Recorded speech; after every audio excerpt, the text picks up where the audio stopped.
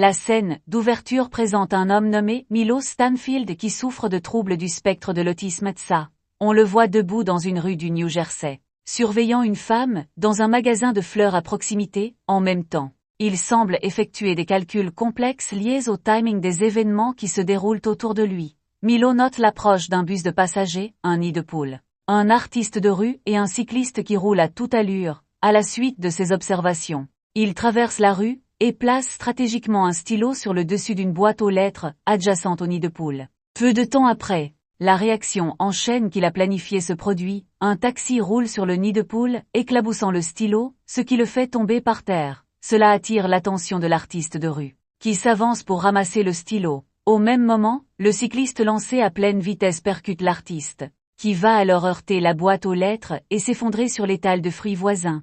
Le chaos s'ensuit dans la rue, détournant l'attention de tout le monde, y compris du chauffeur de bus. Par conséquent, ce dernier ne remarque pas que le feu de signalisation passe au rouge et percute la femme qui traversait la route, la tuant sur le coup. Et après on dit que les mathématiques ne sont pas dangereuses. Milo s'éloigne ensuite de la scène après avoir confirmé que son plan s'est déroulé sans accroc. La scène coupe ensuite sur une agente spéciale du FBI, Olivia Dunham. Elle travaille pour la division *Fringe* de la sécurité intérieure, spécialisée dans les phénomènes paranormaux. Olivia semble reprendre le travail après une longue absence due à une blessure à la tête. Dès qu'elle entre dans le quartier général de la section, la division *Fringe* alternative, elle est accueillie par l'un de ses collègues officiers, Charlie, qui est le superviseur de l'équipe. Pendant ce temps, le chef de l'agence, Waltonate Bishop, le Walto alternatif, discute avec l'un des assistants de laboratoire, Philippe Broil. Au sujet du retour d'Olivia, Philippe mentionne qu'elle est un double nommé Folivia et exprime son inquiétude quant à l'intégration d'une impostrice dans leur équipe. On découvre ici que l'Olivia présente dans le bureau n'est pas la vraie, c'est en fait une double qui a été envoyée pour prendre la place de l'original. Waltonate révèle alors sa motivation, garder Folivia dans cet univers, et lui implanter les souvenirs de la vraie Olivia. Il affirme que la vraie Olivia est la seule capable de voyager entre les univers sans subir de dommages. Waltonate veut comprendre comment elle y parvient. Pour cela, il explique qu'ils doivent lui faire croire qu'elle appartient à ce monde. Philippe demande ce qui se passera si sa nouvelle identité ne tient pas. Ce à quoi le chef répond qu'elle ne sera alors plus d'aucune utilité. L'enquête commence. Par la suite, Charlie briefe l'équipe sur ce faux accident de bus aléatoire, affirmant que c'est la deuxième fois que cela se produit cette semaine. La victime est morte à chaque fois. Il demande ensuite à son équipe d'être prudente avant de se rendre sur les lieux pour l'enquête. Un peu plus tard, l'équipe du FBI arrive sur le site de l'accident et se sépare pour chercher des indices. L'enquête est menée par un autre agent du FBI nommé Lincoln Lee, dont le visage est marqué par des brûlures. Charlie examine le corps et utilise ses empreintes digitales pour récupérer ces informations. Il découvre que la femme décédée s'appelle Julian Faustet. Pendant ce temps, Olivia interroge le chauffeur de bus, qui est secoué par l'incident car il n'a jamais heurté le moindre oiseau ou animal jusqu'à présent. Simultanément, l'agent Lee effectue des tests pour détecter d'éventuels facteurs environnementaux, mais ne trouve rien. Cependant, il trouve le fameux stylo à billes sur les lieux. Après s'être renseigné auprès des témoins oculaires, Olivia s'approche de l'agent Lee et lui raconte que l'artiste local s'était penché pour ramasser le stylo. Moment où il est entré en collision avec le cycliste avant de tomber dans l'étal de fruits. En entendant cela, l'agent Lee suppose que le stylo est l'élément principal qui a créé la séquence de réaction menant finalement à la mort de la victime.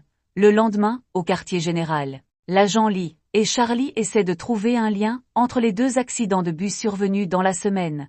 L'agent Lee repère le même stylo à billes sur la photo du premier accident, ce qui le convainc encore plus que quelqu'un a orchestré cette chaîne d'événements. À la suite de cela, ils vont parler à une mathématicienne de l'agence Fringe, Astrid, et lui exposent les faits. Cependant, elle affirme qu'aucun être humain ne peut réaliser une telle chaîne d'événements et la modeler en sa faveur. En plein milieu de leur discussion, un autre accident de bus similaire se produit, laissant Astrid sous le choc, et de 3, jamais 203. Les agents du FBI se précipitent immédiatement sur les lieux et constatent que les victimes sont toujours en vie. Cette fois, en interrogeant les passants, ils apprennent qu'un chien a soudainement traversé la route, faisant perdre le contrôle du bus. C'est alors qu'Olivia remarque un stylo à billes similaire qui roule sur le sol, ce qui lui fait réaliser que la chaîne d'événements n'est pas terminée. Elle regarde autour d'elle et repère un Milo suspect qui observe la scène depuis un pont supérieur. Quelques instants plus tard, Un homme portant des écouteurs s'avance pour traverser la rue, pour se faire percuter par une ambulance qui arrivait. On dirait que les ambulanciers avaient un quota à atteindre, ses soupçons confirmés. Olivia alerte son équipe et se lance à la poursuite de Milo. En voyant cela, ce dernier calcule instantanément une autre série d'événements et jette un vélo du haut du pont. Cela oblige un bus à dévier de sa trajectoire et à rouler juste sous le pont. Olivia le tient en joue, le menaçant de se rendre, mais Milo saute du pont, atterrit sur le toit du bus et s'enfuit. Milo est un vrai murmureur à l'oreille des bus.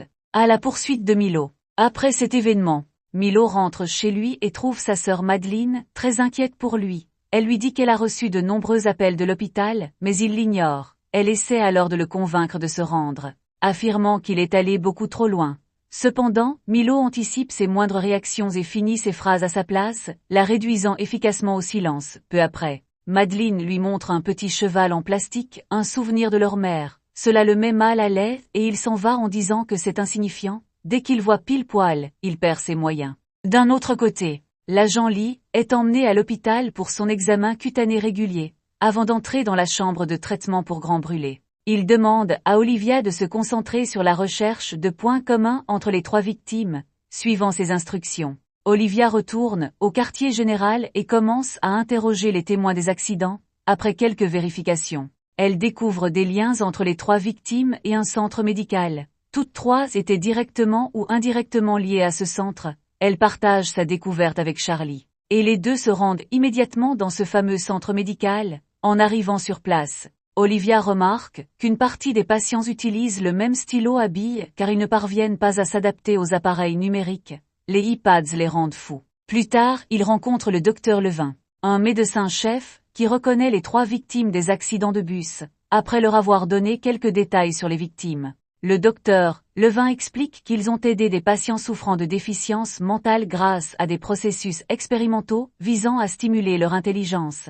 Il leur montre également des vidéos de leurs patients, sur lesquelles Olivia repère Milo. En l'interrogeant à son sujet, le docteur Levin répond qu'il s'agit de l'un de leurs patients qui a également suivi l'essai clinique, ce qui a augmenté son QI de manière exponentielle. Il ajoute que Milo a quitté l'hôpital sous la surveillance de sa sœur et qu'il devait y retourner afin d'inverser le processus expérimental. Mais désormais, il ne répond plus à leurs appels et tue quiconque tente de reprendre le contrôle sur lui. Après avoir appris l'existence de la sœur de Milo, les agents du FBI décidant de lui rendre visite, à leur insu. Milo surveille de près Olivia, notant le moindre de ses mouvements et prédisant son prochain geste. Plus tard, Charlie et Olivia arrivent chez Milo où ils sont accueillis par Madeleine. Il l'interroge sur l'endroit où se trouve Milo, mais elle prétend l'ignorer, sentant qu'elle cache quelque chose. Les agents lui parlent des crimes qu'il a commis et du danger de le laisser en liberté. Pendant que Charlie va fouiller la chambre de Milo, Olivia se confie sur sa défunte sœur, racontant comment elle prenait soin l'une de l'autre. Cela réconforte suffisamment Madeleine pour qu'elle partage plus de détails sur son frère. Elle explique que Milo est capable de prédire l'issue de nombreux événements dans les moindres détails, et qu'elle ne peut briser sa concentration qu'en lui montrant le jouet en forme de cheval. Olivia réussit finalement à la persuader de révéler tout ce qu'elle sait, en insistant sur le fait qu'il s'inquiète pour la sécurité des civils ainsi que pour celle de Milo.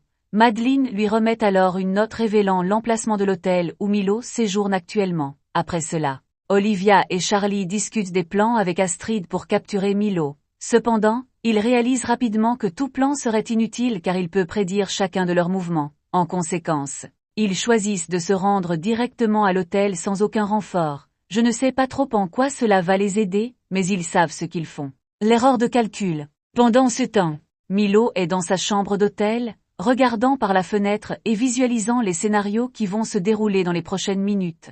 Grâce à sa capacité, il prédit qu'Olivia et Charlie vont bientôt arriver et qu'ils vont le poursuivre. Il calcule également qu'il peut tuer Olivia en l'attirant à travers une zone balisée d'un chantier de construction où l'air est trop rare en manque d'oxygène, et en l'écrasant sous un chargement de briques de ciment. Exactement comme il l'avait prédit. Les 2 agents du FBI arrivent à l'hôtel et trouvent Milo qui les attend dans la rue. Il détale alors vers le chantier de construction tandis que les agents le poursuivent. Olivia, qui ne connaît pas les panneaux d'avertissement pour la zone d'air raréfié de cet univers, traverse la zone en courant au lieu de s'arrêter pour mettre un respirateur. Cela fausse complètement les calculs de Milo. Il n'avait pas prévu qu'elle commettrait une telle erreur de plus. Elle esquive également la pile de briques de ciment qui, selon Milo, devait l'écraser. Le coupable est sous le choc en voyant ses prédictions s'avérer fausses. Et il est finalement arrêté par Olivia. À ce moment-là, Olivia frôle l'asphyxie en raison du faible niveau d'oxygène, heureusement. Charlie arrive juste à temps, et l'aide, en lui installant un appareil respiratoire. À la suite de ces événements, Charlie demande à Olivia pourquoi elle ne s'est pas arrêtée pour mettre un respirateur.